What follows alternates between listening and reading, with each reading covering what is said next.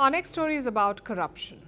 This is a global problem. It plagues a number of countries, but some more than others. Among those at the top of the list is Nigeria. Nigeria is Africa's most populous nation. It used to be Africa's biggest economy as well, but it has now slipped to fourth place. This slide is often linked to President Bola Tinubu, his economic policies and his reputation for corruption. Tinubu recently featured on a list, the list of the most corrupt leaders in the world. The winner was former Syrian President Bashar al-Assad. He was followed by Kenya's William Ruto. But Tinubu made the top 5. Now, I must clarify here that these rankings were sourced from the public. There wasn't a scientific formula involved. It was about public perception, and Tinubu is perceived to be extremely corrupt. So is his government.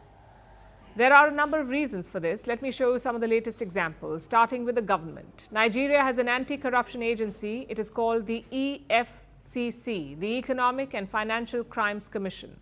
This is Nigeria's watchdog. Its job is to tackle corruption, and technically they are doing that, but at home. Let's show you today's major headline. The EFCC has detained 10 of its own over some missing items. This statement was put out by the agency. You'll notice that they said some operational items could not be accounted for. Okay, that sounds like some missing equipment. But then the Nigerian press dug a little deeper, and it turns out that the operational items were jewelry and cash worth $350,000 to $400,000. What operations were they pulling off with all that jewelry?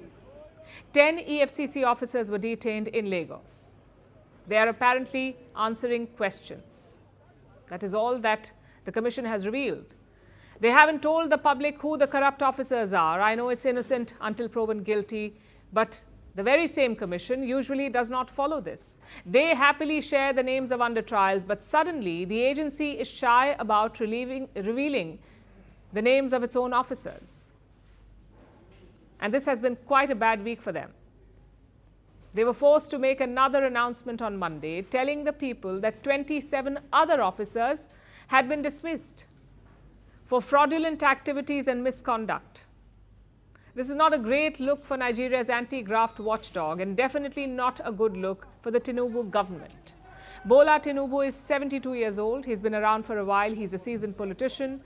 So as you would expect, he has been linked to a number of scandals over the decades. One of the worst involved drug dealing.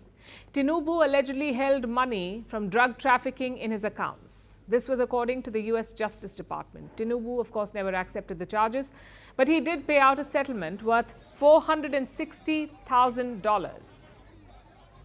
Now, these charges are old. No final verdict was reached. So let's put them aside for now. After all, people can supposedly change. So what has Tinubu been up to recently since he became president? Well, he was caught up in a fake diploma scandal for a while. There were allegedly some errors in his college certificate. Okay, mistakes happen, moving on. Then there was a major scandal involving a highway.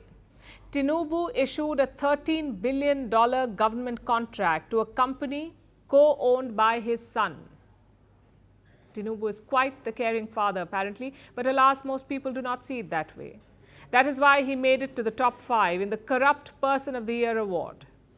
The perception is quite prevalent, and reports say that he is quite vexed.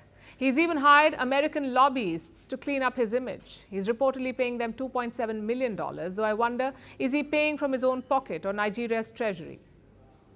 I suppose we'll find out eventually. From breaking news to the day's biggest controversies, shedding light on the world's top headlines, detailed analysis on the stories that matter the most to you. Catch it all on Spotlight at